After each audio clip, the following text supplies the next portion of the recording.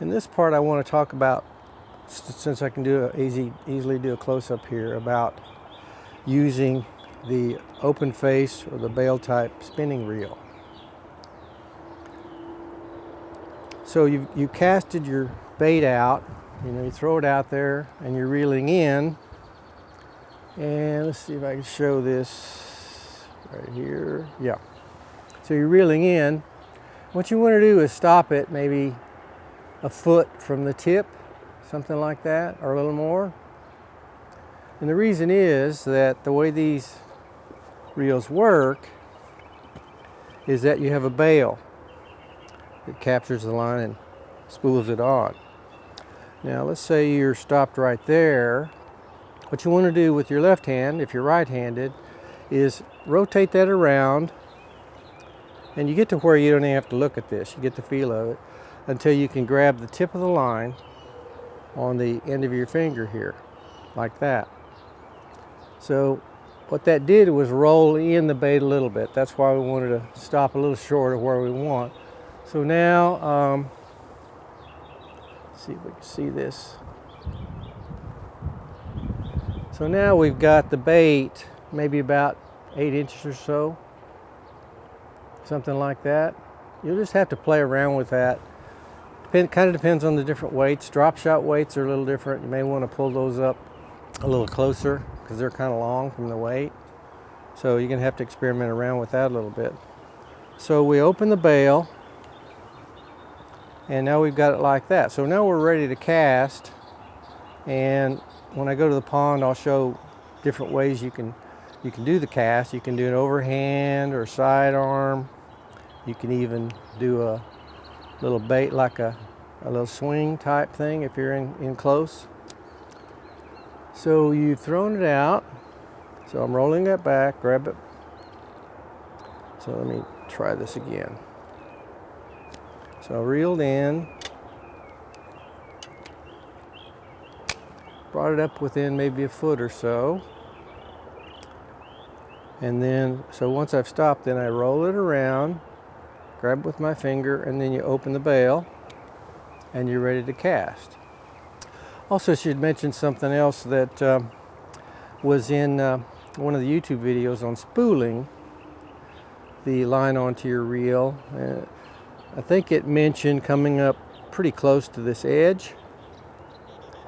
Well, here's the deal. If you put too much line and you come too close here, it will tend to kind of spool off, kind of jump off, create a little mess. So you can play with that a little bit, but I typically like to go maybe 1/8 of an inch from the edge here or more, because it has less of a tendency to kind of jump off the spool and make a mess. So you can, it's always better to have less line on than more as far as the line twist and the mess that it'll make. The only deficit to having less line on there is it casts a little shorter, but it's not that much big of a difference. So you open the bail, you cast it out, and then you reach up with your left hand and flip the bail down so you're ready to reel. Now these reels, I'll show you this, do have the ability where you can just crank this and it'll click, but you don't want to do that. In fact, maybe you can see that little loop that it created. You don't want to do that. You want to manually close the bail because it puts slack in there. It can cause a mess later. Another thing I should mention also is that usually on the bottom underneath here, I don't know if you can see, there's a little flip thing. If you flip that like that, then you can reel forward and backwards. You don't want to be able to do that, because then if you catch a big fish, then you're going to have to really hold this tight, otherwise it's going to back up. So you want to flip that so it's locked in the back. So you're reeling in, it won't go back on its own. So be sure and flip that to the lock position. Okay, I think that covers that. Hopefully that clears some things up. So now I want to talk about the kit. So before we go to the pond, I want to talk about the kit that you might take with you when you go out fishing. Now, since I do pond fishing, small lake fishing, slow moving rivers, that sort of thing, and I don't have a boat, that means I'm on the bank walking around and fishing. So I think it's helpful if you get your kit right to facilitate that. Now, for some bank fishing, if you're using live bait or whatever, people will just carry a tackle box. But that doesn't work well if you're doing bank fishing, because you've got to constantly be picking it up and moving it. So what I have opted for that works for me is some kind of a bag. Now, I have a messenger bag, but a backpack will do just as well.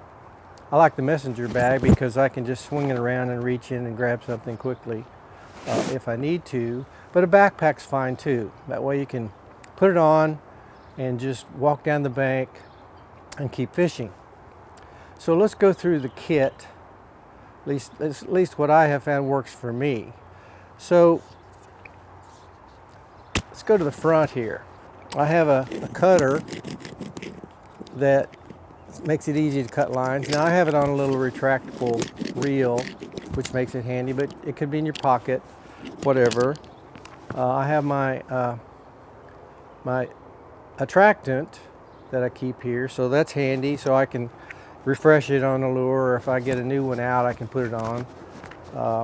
Then I have my hemostat, so that if I catch fish, then I have this handy if it's down in too far for me to get my fingers on. So that's that part of the kit. And let's take a look at let me put this down. Take a look at what I have in here. I have my terminal tackle in a box. So I've got my hooks and my weights and my jig heads. I've got my little brush on super glue. So anything that some of them may be even pre-rigged, so I might have something on there already hooked up on like a plastic minnow or something like that. So I've got that handy, that I can flip that open and get to it quickly. Or if you're rigging a new one up, you may want to sit down, make it a little easier. And then I have a bag of my baits. Now all I've done here is take some of those kitchen bags. I like the ones with the little slider on it. And so what I've done is I've just put the various baits that I use in these so I can get to those easily. Now, one thing I should mention, if you're going to go this route, is that you don't want to mix the Z-Man lures with your other plastic baits, your non-Z-Man lures, because if you put those together, they'll kind of melt together. So you want to keep the Z-Man baits in a different bag from everything else. So you got that. Slide that in here, and you're ready to go. So that's the kit I use. You know, you can try whatever works for you. Backpack is fine. You know, a small backpack where you can keep your stuff in it's fine too. So the next video we'll go to the pond.